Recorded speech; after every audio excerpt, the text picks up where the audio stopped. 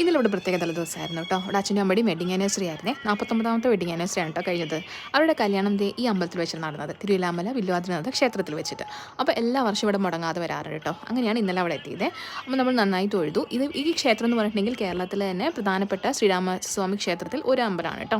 4 ക്ഷേത്രങ്ങളാണ് ഉള്ളതെന്നാണ് എനിക്ക് തോന്നുന്നത്. എനിക്ക് തെറ്റാണോ എന്ന് എനിക്ക് അറിഞ്ഞൂടാ, പക്ഷേ എനിക്ക് അങ്ങനെ തോന്നുന്നു. ഓക്കെ, അപ്പോൾ അങ്ങനെ നമ്മൾ പോയി നന്നായി തൊഴുതു. പിന്നെ നമ്മൾ നാട് അടക്കിനോട് കൂടിയിട്ട് അവിടെ നിന്ന് ഇറങ്ങിയത്. അങ്ങനെ അവിടുത്തെ ഏറ്റവും പ്രധാനപ്പെട്ടിട്ടുള്ള ഒരു സ്ഥലമാണ് ഇത്. നമ്മൾ ഈ ഒരു ഏരിയ നമ്മളെല്ലാവരും പോയവരൊക്കെ കണ്ടിട്ടുണ്ടാവും. നമ്മൾ കല്ലുകൾ ഇങ്ങനെ പെറുക്കി വെച്ചിട്ടുണ്ടെങ്കിൽ നമ്മൾ എന്തെങ്കിലും ആഗ്രഹം പ്രാർത്ഥിച്ച് നമ്മളിങ്ങനെ വെച്ച് നടക്കുന്നതാണ് പറയണത്. അത് വിദ്യ സംബന്ധിച്ചായാലും അല്ല വല്ല വിവാഹമായാലും ജോലി ആയാലും എന്തിനായാലും വീടോ അങ്ങനെ എന്തായാലും അത് നടക്കുന്നതാണ് പറയണത്. അതൊക്കെ കഴിഞ്ഞു നമ്മളിതേ തൊഴുത് പുറത്തിറങ്ങി. നല്ല ചൂടായിരുന്നു കേട്ടോ അപ്പോഴേക്കും. ആകെ നമ്മൾ ക്ഷീണിച്ചേ. അപ്പോൾ നമുക്ക് നല്ല പ്രസാദമൊക്കെ കിട്ടി. അത് മാത്രമല്ല നമുക്ക് വഴിപാടും ഉണ്ടായിരുന്നു. വഴിപാട് എന്ന് പറഞ്ഞാൽ ഹനുമാൻ സ്വാമിക്കുള്ള വടമാലയാണ് കേട്ടോ. അതിലത്തെ വടയാണിത്. നല്ല വടയാണ് കേട്ടോ, ശരിക്കും നല്ല ടേസ്റ്റ് ഉണ്ടായിരുന്നേ.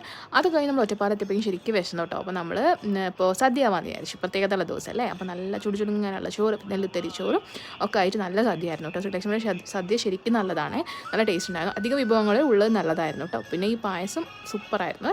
അങ്ങനെ നല്ല ദിവസം.